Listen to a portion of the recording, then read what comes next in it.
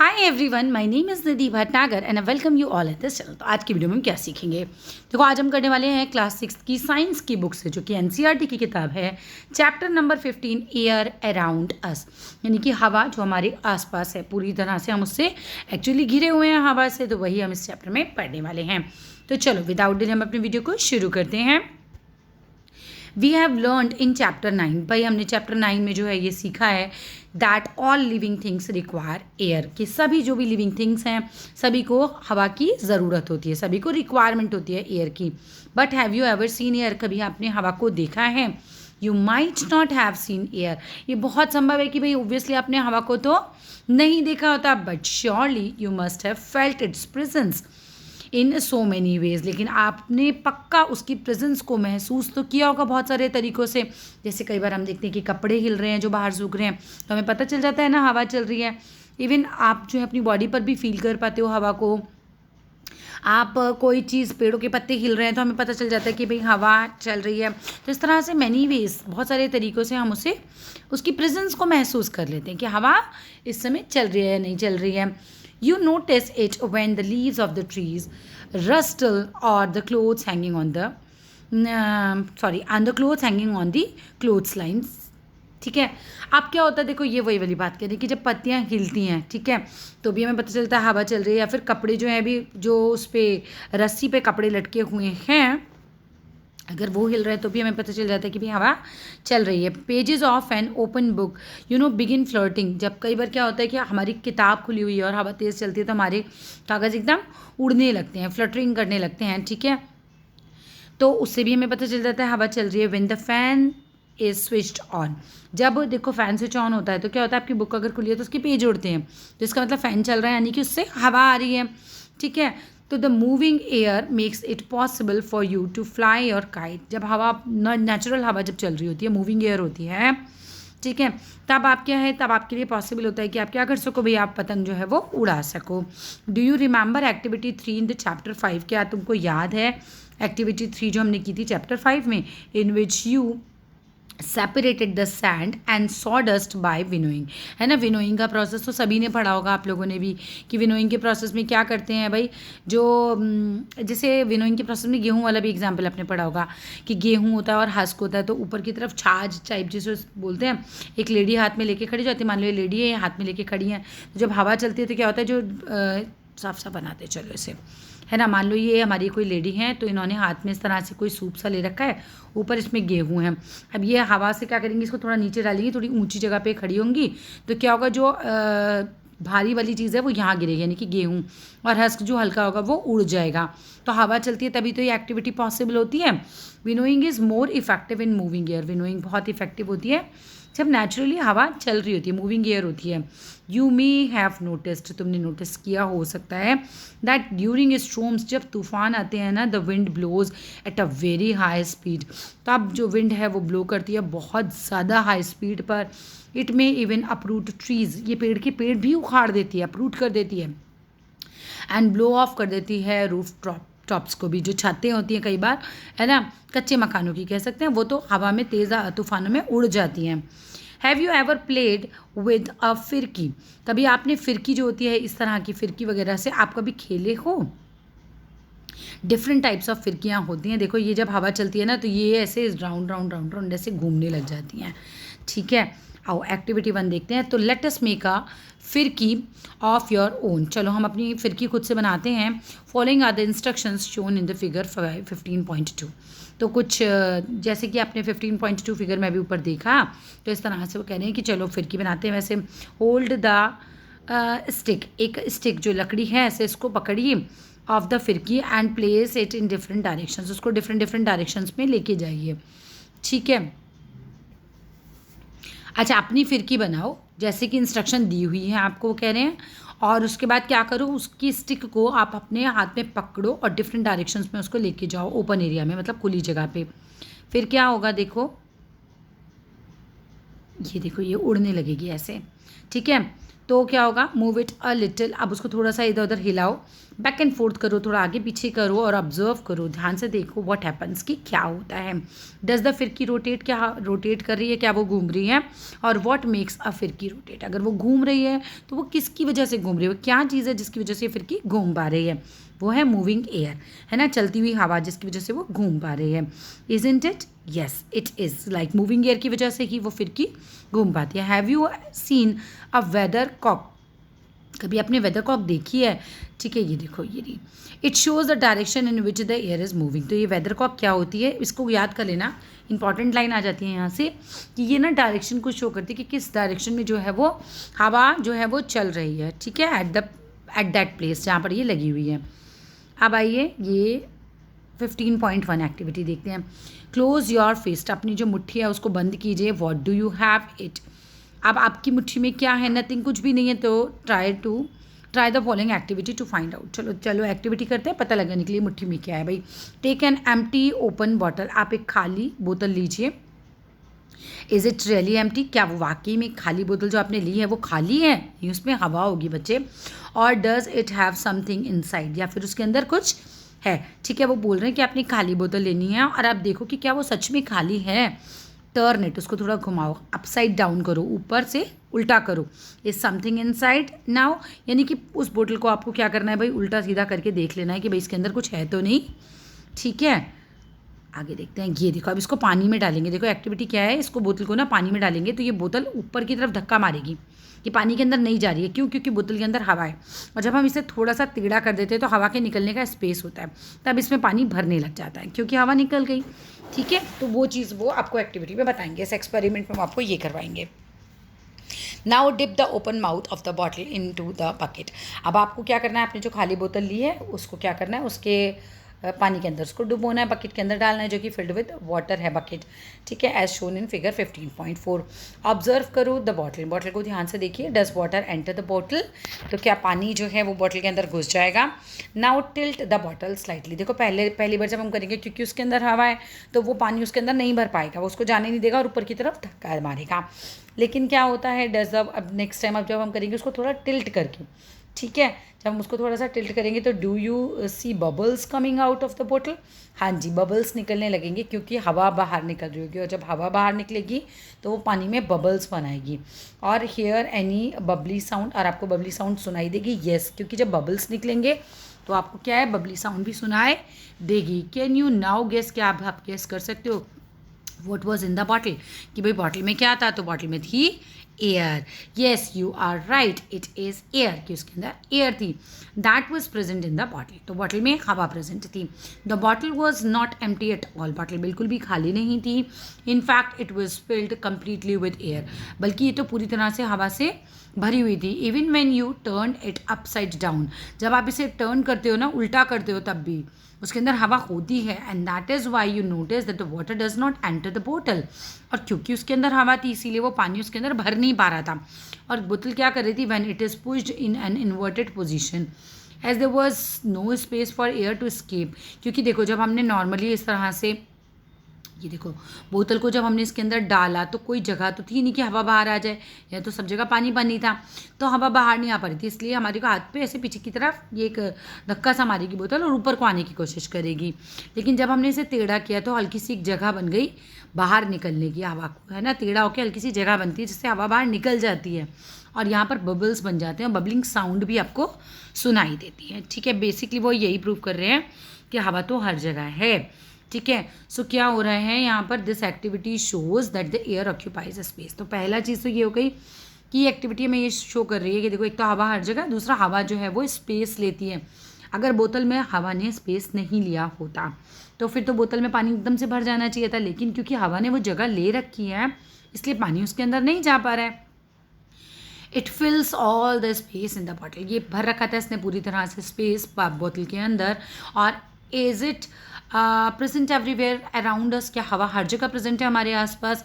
Air has no colour, देखो पहली बात तो ये है कि येस इट इज़, तो एयर के लिए वो बोल रहे हैं कि हमारे आसपास हर जगह विद्यमान है एयर। पहले देखो आप दो बातें सीखी, पहली बात ये सीखी कि हवा जो है वो स्पेस घेरती है, दूसरी बात सीखी कि हवा हर जगह है, और तीसरी बात सीखी हमने कि एयर हैज़ नो कलर, तो हवा का कोई रंग भी नहीं होता है। And one can see through it, look, वही देख सकता है। तो चौथी बात हमने सीखी कि वो ट्रांसपेरेंट भी है। ठीक है, ये सारी चीज़ें एयर की प्रॉपर्टीज़ में आती हैं, वेरी इंपॉर्टेंट हैं। फिर से देखें, एयर क्या करती है, ऑक्यूपाइज करती है स्पेस को। दूसरी बात होती है कि एयर प्रेजेंट होती है एवरीवेयर। तीसरी बात होती है कि इसके अंदर कोई कलर नहीं होता।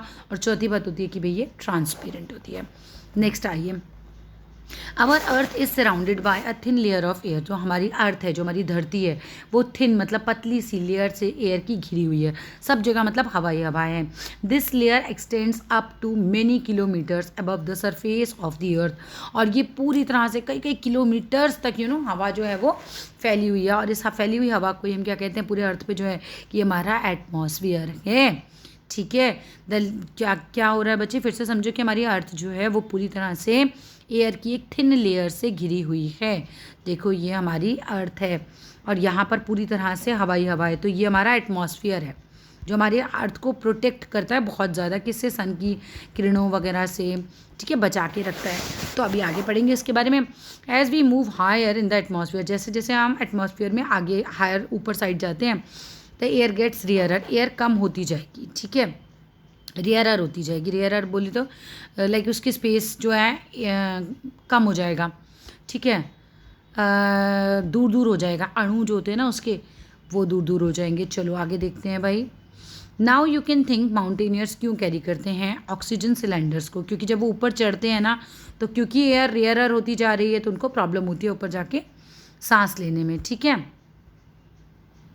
तो यहाँ से भी क्वेश्चन आता है कि क्यों लेके जाते हैं वो लोग ना सिलेंडर्स ऊपर, क्यों लेके जाते हैं।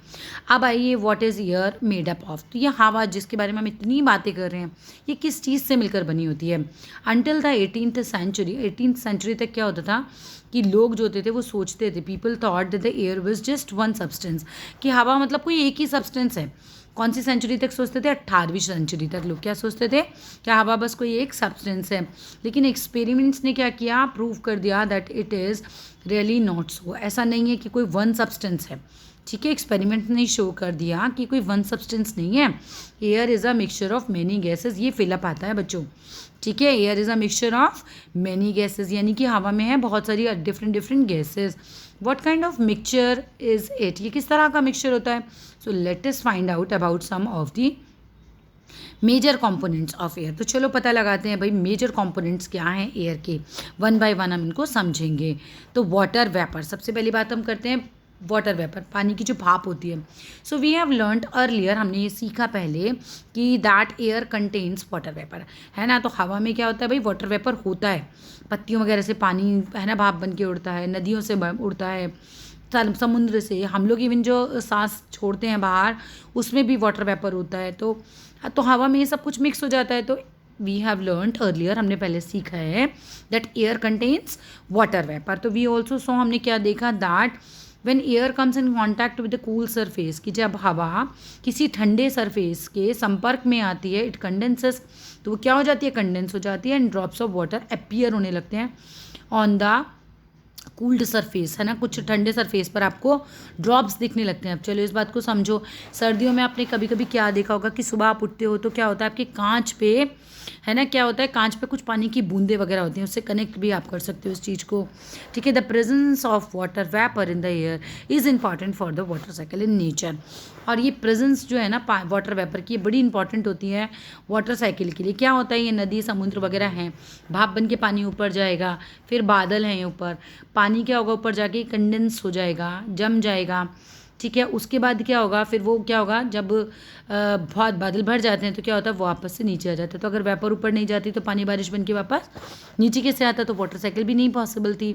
तो the presence of water vapour in air बहुत इंपॉर्टेंट हो जाती है वाटर साइकिल के लिए, नेचर की। अब ऑक्सीजन की अगर हम बात करते हैं तो in the presence of your teacher, अपनी जब आपकी कक्षा में टीचर हों, फिक्स 2 स्मॉल कैंडल्स, 2 मोमबत्तियाँ ऐसे आपको लगानी है सेम लेंथ की। ठीक है, ऑन आ, कहाँ लगानी है भाई, यहाँ पर, ये देखो ये रही। ठीक है, अब मैं बता ही देती हूँ, पहले एक्सपेरिमेंट किया फिर समझा दूंगी। कैंडल लगाई, ये भी कैंडल लगाई, तो इसको तो क्या किया, इसको नहीं ढका। जब इसको ढक देंगे ना तो क्या होगा, ये मोमबत्ती जलेगी नहीं, बुझ जाएगी। क्यों, क्योंकि ये जो ये होती है ना क्या बोलते हैं हम, आग जो होती है वो भी ना ऑक्सीजन के बिना नहीं जल सकती, मतलब अगर ऑक्सीजन नहीं होगी ना तो आग बुझ जाती है, ये बताएंगे। ठीक है, तो एक्टिविटी में यही करवाएंगे आपसे। ठीक है, टेबल पे लगा दी लाइट बोथ द कैंडल्स। अब आपको क्या करना है भाई, दोनों कैंडल को जलाना है। Cover one of the candles with an inverted glass, तो एक कैंडल को आपको उल्टे ग्लास से ढक देना है, टम्बलर से। ठीक है, ऑब्जर्व करो बोथ द कैंडल्स केयरफुली। तो क्या होगा, जिसे हम ढक देंगे वो बुझ जाएगी। Do both the candles continue to burn और गो ऑफ, तो दोनों में से एक जलती रहेगी, जो खुली हुई थी, जो ढकी थी वो बुझ जाएगी। You must have observe that the candle covered with the glass tumbler got extinguished after some time, है ना, जिसे हमने कवर किया था ग्लास से वो तो थोड़ी देर बाद बुझ जाती है, जबकि where is the other candle जो होती है वो कॉन्टिन्यूड बर्निंग, वो जलती रहती है। अब क्या होता है, what can be the reason for this, अब इसका रीज़न क्या हो सकता है कि भाई एक जल रही है और एक बुझ गई है। तो it seems that the candle got extinguished because, important line, because क्या होता है,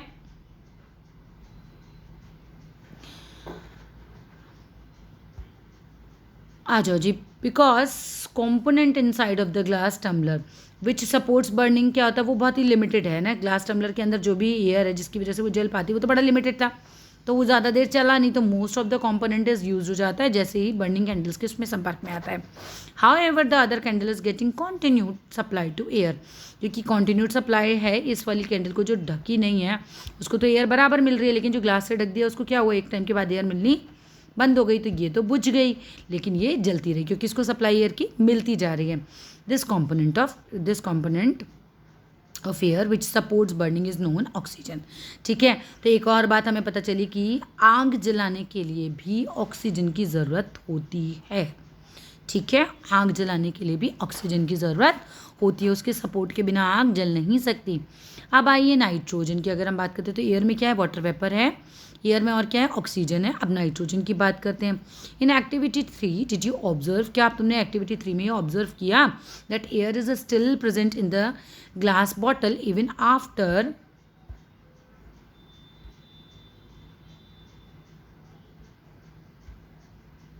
द कैंडल ब्लू आउट। भाई तुमने देखा कि एयर तो देखो कैंडल वाला ही बुझ गई, लेकिन एयर तब भी थी उसके अंदर, किसके अंदर भाई, ग्लास के अंदर, उस टम्बलर के अंदर। This indicate that the presence of some component in the air, है ना, कि कुछ और कॉम्पोनेंट भी हैं एयर के अंदर। ठीक है, अब क्या होता है, विच डज नॉट सपोर्ट बर्निंग, लेकिन कुछ कॉम्पोनेंट भी होते हैं जो बर्निंग को सपोर्ट नहीं करते, जैसे ऑक्सीजन तो सपोर्ट करती है, लेकिन दूसरे कॉम्पोनेंट हैं जो सपोर्ट नहीं करते। कौन है जो सपोर्ट नहीं करते, the major part of the air which does not support burning, होता है नाइट्रोजन। तो बात याद करो कि ऑक्सीजन जो है वो सपोर्ट करती है, नाइट्रोजन जो है सपोर्ट नहीं करती है। किसको सपोर्ट नहीं करती है, आग को।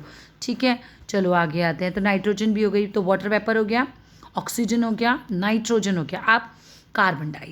अब कार्बन डाइऑक्साइड के बारे में पढ़ेंगे। तो इन अ क्लोज रूम, एक बंद कमरे में, if there is some material, अगर उसके अंदर कुछ भी मटीरियल जल रहा है दैट इज़ बर्निंग, तो you may have felt suffocation, तो आपको ना घुटन सी होने लगती है। अगर मान लीजिए आप एक बंद कमरे में हैं और आपने वहाँ पे कुछ भी आग जला रखी है, कई बार लोग सर्दियों में कोयले वगैरह जला लेते हैं, ठीक है, तो या फिर कुछ लोगों के घरों में खाना बन जाता है इस तरीके से, तो होता क्या है फिर उस समय सफोकेशन होती है, तो इसलिए कहते हैं ना दरवाजे खोल दो।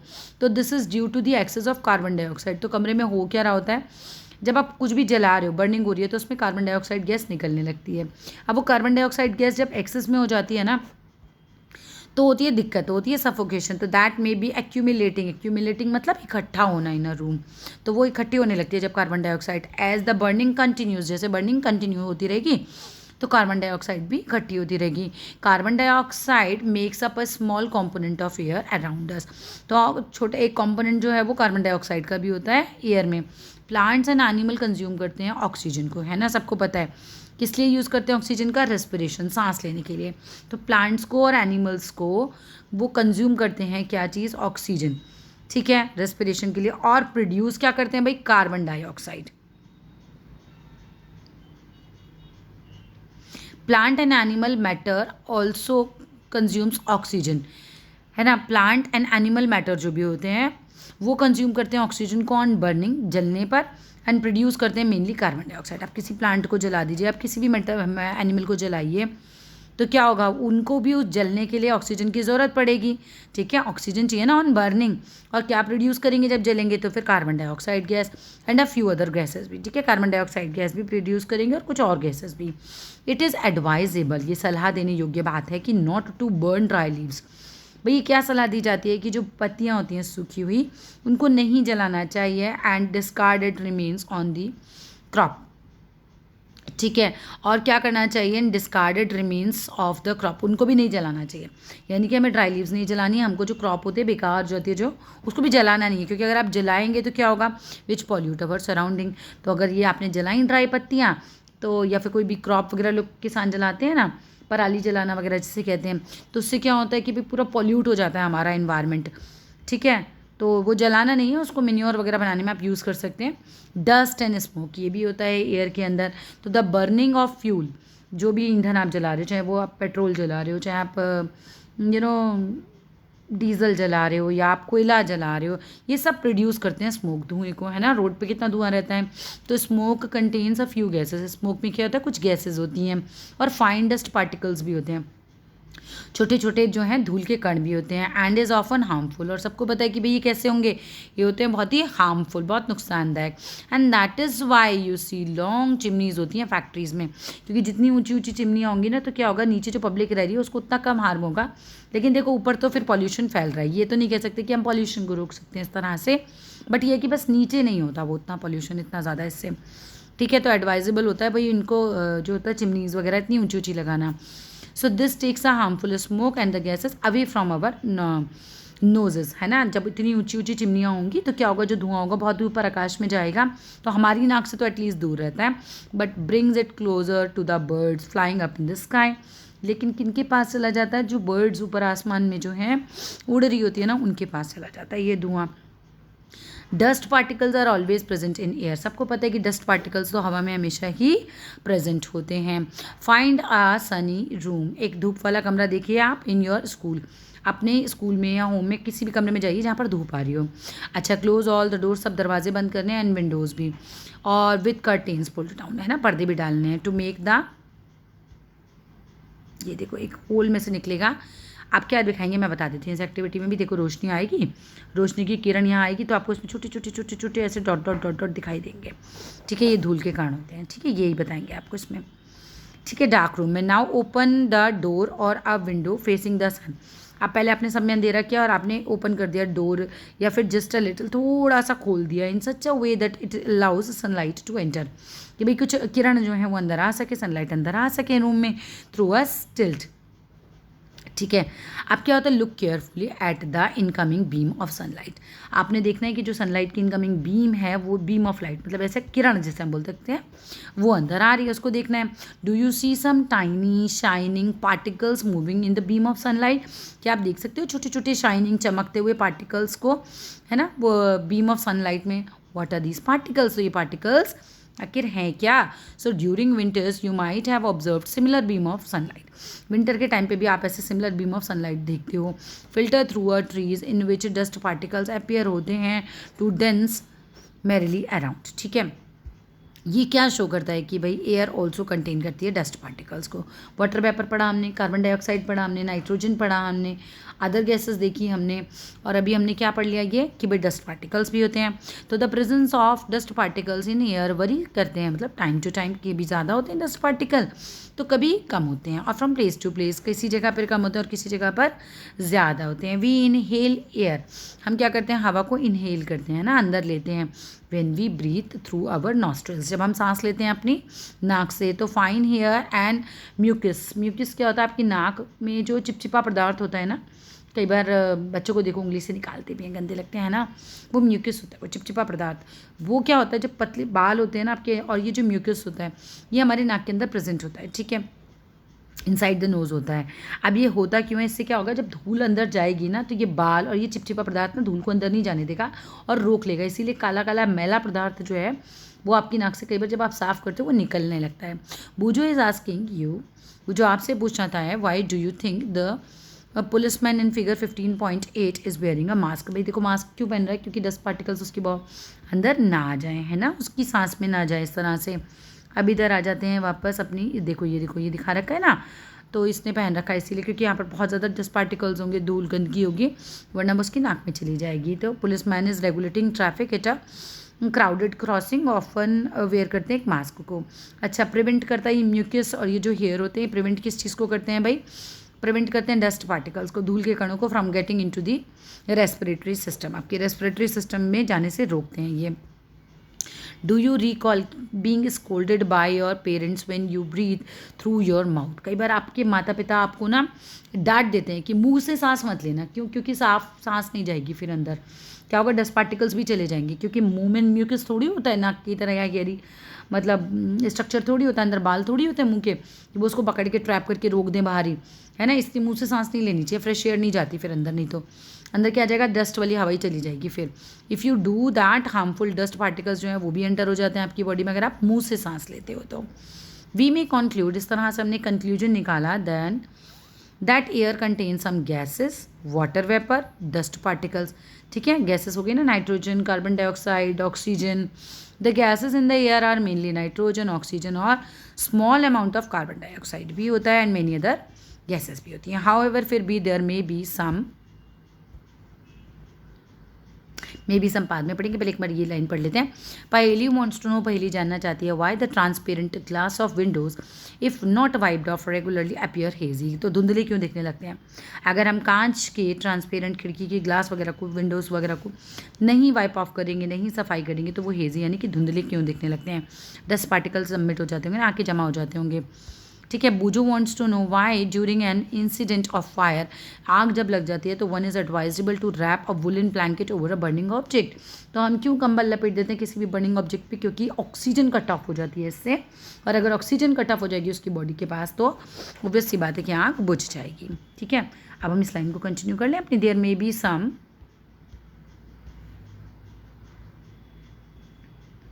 वाइब्रेशंस, कुछ वाइब्रेशंस होती हैं in the composition of air में from place to place, variations होती है, मैं भी कहूँ वाइब्रेशंस के।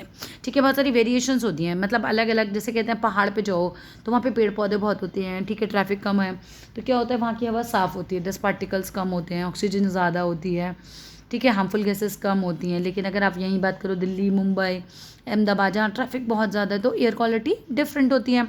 ठीक है, तो फिर वेरिएशंस हो जाते हैं उसके कॉम्पोजिशन में भी। अच्छा, we see that air contains mostly nitrogen, हम देखते हैं कि भाई नाइट्रोजन ज़्यादा होती है एंड ऑक्सीजन।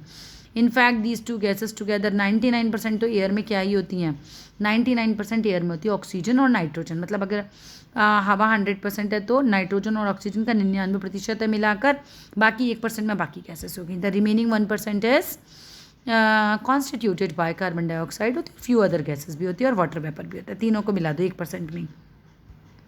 ये देख रहे हो आप, सबसे ज़्यादा तो ये ना नाइट्रोजन का पार्ट है, फिर ऑक्सीजन का है, और 1% में क्या क्या आ गया, कार्बन डाइऑक्साइड, वाटर वेपर और अदर गैसेस। ये इसको बना के आना एग्जाम में।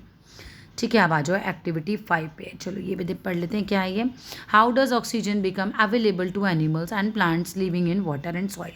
तो जो एनिमल्स जो होते हैं पानी में रहते हैं, प्लांट्स जो पानी में होते हैं, तो उनको किस तरह से जो है ऑक्सीजन मिलती है?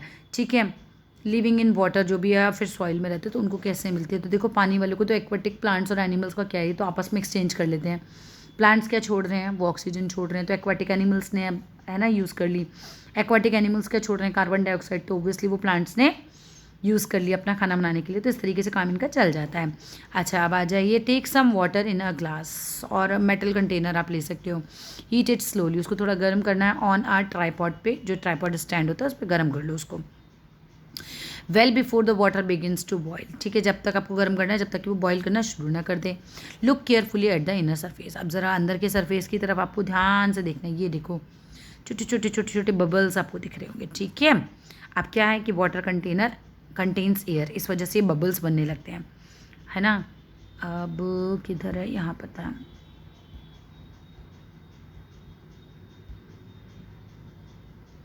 Here is a question from पहेली। अब एक पहेली यहाँ पर फिर एक प्रश्न पूछती हैं, will the tiny air bubbles seen before the water actually boils? क्या देखो, पानी उबलने से पहले हमें एयर बबल्स दिख रहे थे। Also appear if we do this activity by reheating boil water, keep in the airtight bottle. अच्छा, अब आपने एयर टाइट बॉटल में उबला हुआ पानी रखा और फिर दोबारा इसको उबाला, तो फिर चेक करना कि आप दिख रहे हैं क्या। If you do now the answer you may try doing it and see for yourself. ठीक है, तो दोबारा आप देखो इसको और चेक करो। Of the container do you see tiny bubbles on the inside? Tiny bubbles तो दिखते हैं भाई। ठीक है, तो these bubbles come from the air, जो भी डिजॉल्व होती है पानी में। तो पानी में एयर डिजॉल्व होती है। एक्वाटिक प्लांट्स भी ऐसे यूज़ कर लेते हैं। अच्छा, when you heat the water, जब आप गर्म करते हो पानी को, to begin with the air dissolve हो जाती है इन स्केप्स। ठीक है, वो भाग जाती है। जो एयर पानी में थी घुली हुई, जब हमने पानी को गर्म किया तो वो एयर क्या स्केप हो गई, भाग गई। एज यू कंटिन्यू हीटिंग, जब हम कंटिन्यू करते हैं तो water it self turns into vapour. तो पानी जो है वो भाप बन के उड़ने लगता है and finally begins to boil. और फाइनली क्या होता है, जब पानी भाप बन के उड़ने लगता है, बॉयल होने लगता है, तो वो वेपर बन जाता है। We learned in chapter 8 and 9 में हमने ये बातें पढ़ी that the animals living in water use करते हैं डिजॉल्व ऑक्सीजन को, जो कि पानी में होती है। The organisms that live in soil, जो भी ऑर्गेनिजम्स जो मिट्टी में रहते हैं उनको भी ऑक्सीजन की ज़रूरत होती है रिस्पायर करने के लिए, सांस लेने के लिए। Isn't it? ऐसा ही है ना। How do they get the air? अब इनको एयर कैसे मिलती है? दे नीड, जो इनको चाहिए फॉर रेस्पिरेशन भाई। अब देखो एक्टिविटी 6 देखेंगे अब हम। Take a lump of dry soil, कुछ ढेर लीजिए आप सूखी हुई मिट्टी का, इन अ बीकर, बीकर में डाल दीजिए उसको, और एक ग्लास लीजिए, कुछ भी उसमें किसी में डाल दो, चाहे बीकर में डाल दो चाहे ग्लास में डाल दो। ऐड करो वाटर टू इट, है ना, और नोट करो क्या होता है, उसमें से भी बबल्स निकलेंगे। Do you see bubbles coming out from the soil? भाई तुम देखते हो कि कुछ मिट्टी में से बबल्स आ रहे हैं, तो दीज बबल्स इंडिकेट करते हैं कि presence of air in the soil, कि हवा जो है सॉइल में है। When the water is poured on the lump of soil, जब पानी डाला जाता है उस लंप ऑफ सॉइल पर, इट डिस्प्लेसेस द एयर। तो क्या होता है, जब अपने मान लीजिए मिट्टी है, मैंने इस पर पानी डाला, तो क्या होगा, इसमें से बबल्स निकलेंगे। तो क्या हो रहा है, एयर एक तरीके से भाग रही है, क्योंकि क्यों भाग रही है, क्योंकि पानी को अब उसकी जगह लेनी है, तो एयर को अब यहाँ से निकलना पड़ेगा। ठीक है, डिस्प्लेस करें एक तरीके से। The organisms that live inside the soil and plant roots, वो रिस्पायर करते हैं, सांस लेते हैं इस एयर को, जो कि मिट्टी में घुली होती है। यानी कि अब हमने दो बातें सीखी, पानी में भी जो होता है वो एयर होती है, मिट्टी में भी एयर होती है। ठीक है, अ लॉट, देखते हैं भैया, a lot of burrows and जो होल्स होते हैं are formed in deep soil by animals. बहुत सारे ना घर बना लेते हैं ना, गड्ढे वड्ढे बना लेते हैं एनिमल्स मिट्टी के अंदर ही।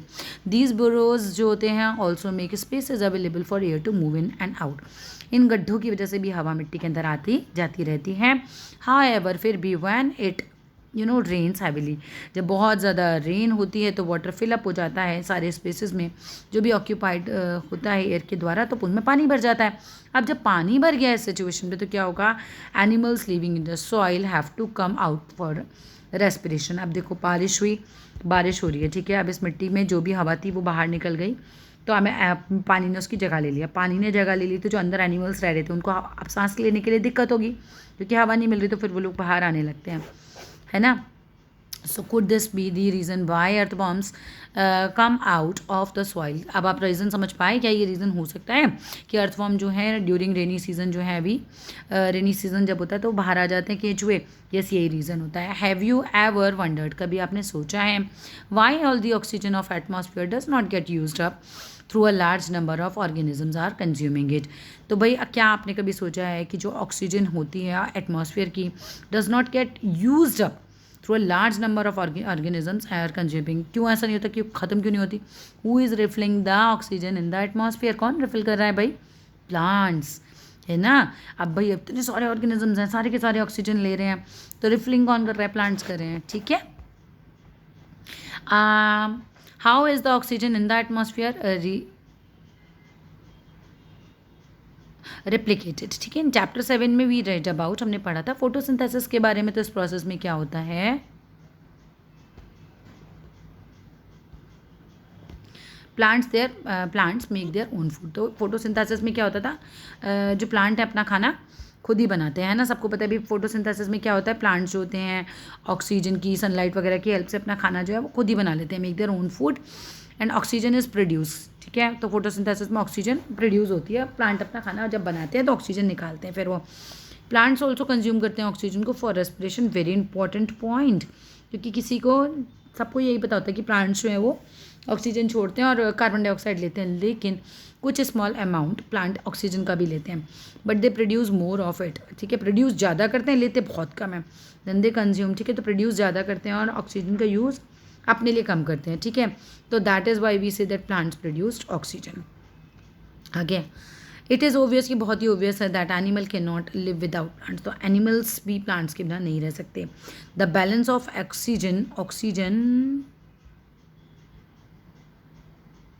and carbon dioxide in the atmosphere is maintained through respiration in the plants and animals। ये प्लांट है, ये एक जानवर है, इस जानवर ने जंगल में क्या किया, कार्बन डाइऑक्साइड छोड़ी, प्लांट ने अपना खाना बनाने के लिए यूज़ की।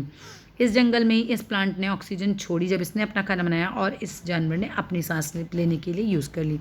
इस तरीके से हम लोग क्या है, इंटरडिपेंडेंट है, ठीक है, चाहे जानवर हो चाहे इंसान हो। And by the photosynthesis in the plants, ये पीछे से चल रहा था, this shows that the interdependence, ठीक है, वही मैंने आपको अभी समझाया था कि प्लांट और एनिमल जो है इंटरडिपेंडेंट होते हैं।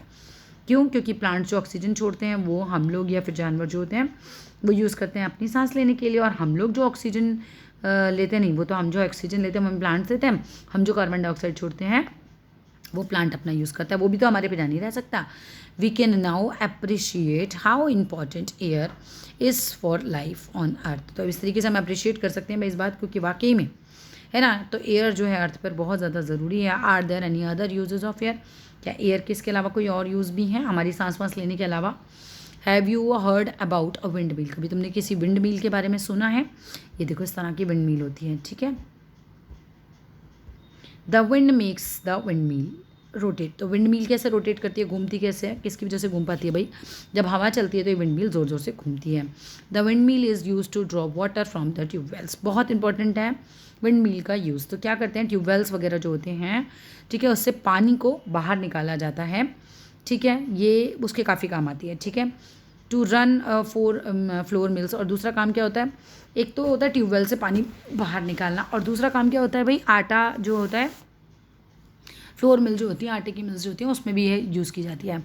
तो windmills are also used to generate electricity, तीसरा यूज़ हो गया कि विंड मिल जो है वो इलेक्ट्रिसिटी जनरेट करने के काम भी आती है।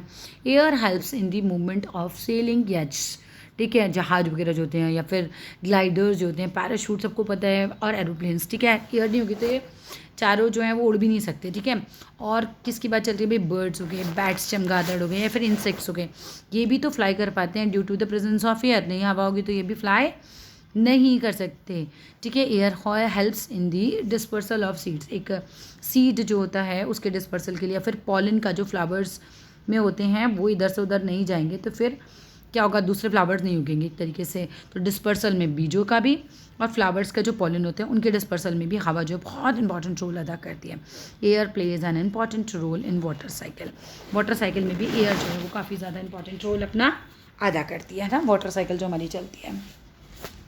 आगे देखते हैं, बस फिनिश ही हो गया चैप्टर, यस, ठीक है। तो बस हमने पूरे चैप्टर में बहुत ही इंपॉर्टेंट बातें पढ़ी हैं इस चैप्टर के अंदर हमने, कि भाई देखो एयर के तो हमने कुछ यूजेस पढ़े, कंपोनेंट्स पढ़े, बस बाकी था ही क्या इस चैप्टर में। इजी सा चैप्टर है बहुत ही, कि एयर में क्या क्या होता है, वाटर वेपर होता है, ऑक्सीजन होता है, नाइट्रोजन होता है, डस्ट पार्टिकल्स होते हैं, अदर गैसेज होती हैं, ठीक है। मेनली तो हमने यही बातें पढ़ी थी। फिर हमने ये बात भी पढ़ी थी कि एयर जो है वो सब जगह होती है, चाहे वो मिट्टी में हो चाहे वो पानी में हो, ठीक है, सब जगह एयर होती है। क्योंकि मिट्टी में होती है तो फिर जो मिट्टी वाले ऑर्गेनिजम्स हैं वो सर्वाइव कर पाते हैं, पानी में होती है इसीलिए तो फिर जो एक्वाटिक होते हैं एनिमल्स वो सर्वाइव कर पाते हैं, प्लांट्स, ठीक है। ये हमने मेन पढ़ लिया इसके अंदर। फिर हमने पढ़ा विंड मिल वाला एग्जाम्पल की विंड मिल चलती है एयर की वजह से। फिर हमने पढ़ा एरोप्लेन्स वगैरह जो होते हैं, ठीक है, वो जहाज वगैरह या बर्ड्स वगैरह ये सब, ठीक है, एयर की वजह से होते हैं। एंड दैट्स इट, बहुत सिंपल सा ये चैप्टर था। आई होप आपको अच्छे से समझ आ गया होगा।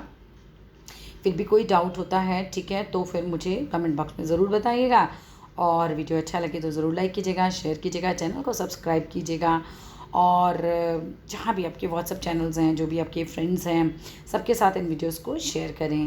Thank you and have a nice day.